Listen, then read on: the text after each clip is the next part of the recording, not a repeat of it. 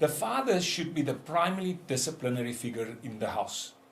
Now, this is not easy, because if on the one side you have to exert discipline, on the other side you have to care with great love, and to find the right combination in this tension is quite challenging. If, for instance, you do not have a lot of discipline, neither a lot of love, then obviously you're the neglecting father or the neglecting parent. And that means the child grows up with neglect, which means he grows up as an orphan. If on the other side you have so much caring love but no discipline, then you're the permissive parent. So the child does whatever he wants to do, and that child grows up with insecurity. On the other side, if you have a lot of discipline and no love, then you're an authoritarian person. What do you grow? Being an authoritarian person, you grow a rebel. So the best tension that you got to discover is the tension between discipline and love. That is authoritative, not authoritarian, authoritative. And that provides the secure environment in which the child grows up with good self-esteem, confidence, knows what to do, knows, for instance, where the path is, the passage is in which he should function in life. Discipline is a challenge for every parent. Now, we do not have the time to say all the things that are needed for discipline, but let me give you a few indicators that you should think of. Number one, if you discipline your child, you must find yourself in the world of your child. You've got to understand the world of your child. And therefore, often I have to train fathers to basically walk on their knees to get an eyesight with the children so that they will see the world from that position if you're a small child. So the understanding of the child, or the limitations in understanding of the child, should be acknowledged by the parent.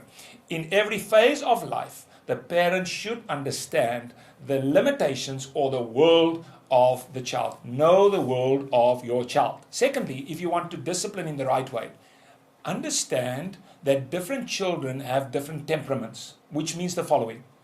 If you discipline one child in the same way as the second child, they may experience your discipline in different ways.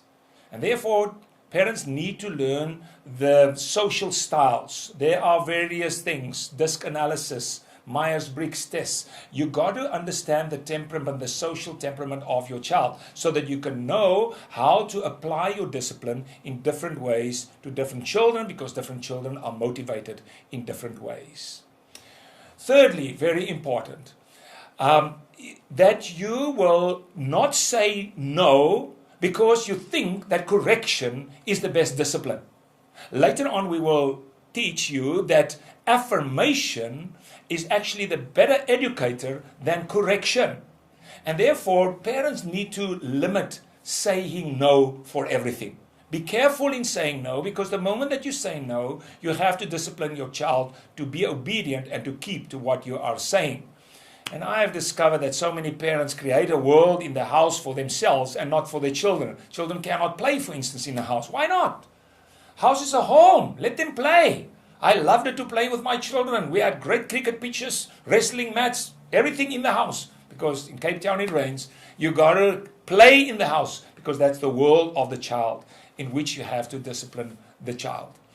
And then when you do discipline, obviously there are various things to consider. Never do it in outbursts of anger.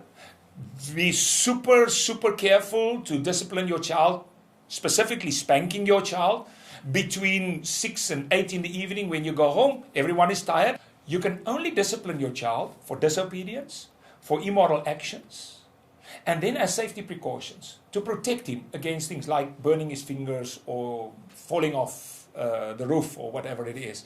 So be careful on not to over-discipline your child, but to allow him some freedom within the boundaries set for him to develop optimally. At the same time, embrace him with the love. The most important thing in discipline is you have to stay emotionally connected to your child. I traveled so much during my life, which means that I was away from home many nights every year. But I had to keep that emotional connection with my children so that I could even discipline them on the telephone. It would work like this. I want to speak with mommy. Mommy says she's not happy because George, my son, has been disobedient. So then I call George to the telephone. Mommy called George. George comes to the telephone. I say to George, George, mommy is not happy. And if mommy is not happy, I am not happy. What did you do wrong? No, but mom. No, George. Remember who's the most important in the house? Who is the most important in the house, George? Yes, mommy is the most important. Okay, George. Now, never forget this, George. So now you go to mommy and you confess on the things that you have done wrong. I'm waiting. You wait. Obviously, you pay as well. And you wait and pay. George comes back. George, did you look in mommy's eyes when you asked for forgiveness? Is her eyes filled with peace? Is she calm? Is she fine? Okay, good, George. Remember, when I come home and mommy is not happy, I will keep you personally responsible. You can be the primary disciplinary figure even sometimes from a distance, but then you must be absolutely emotionally connected with each child in every phase of his life. There are other things that we must remember. Obviously, you have to decide on a policy whether spanking is allowed or not. Let me just say, I think we overdo this most often.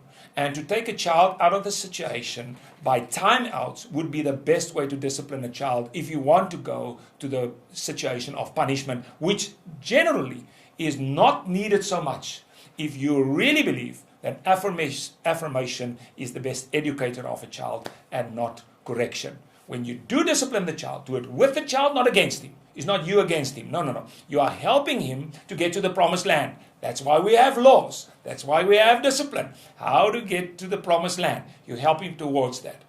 If after the discipline, you must spend time in debriefing on the discipline. Why did I do this? What are the laws? It will say the laws. Next time, the same discipline will happen. Help me, my child, that I can help you to reach the promised land. Discipline actually is a fantastic thing because God says, if I do not discipline you, you are not my son. And therefore, if we have that attitude that because of the relationship with the child, we will discipline the child. And secondly, and God says, it is to sanctify us so that we can become what God intended us to be. In our disciplining of our children, the ultimate goal is they must optimize. They must come the dream that God dreamt for them. The ultimate purpose God meant for them. We must usher them into that situation. I hope that you have the grace to be the primary disciplinary figure, but in the right way.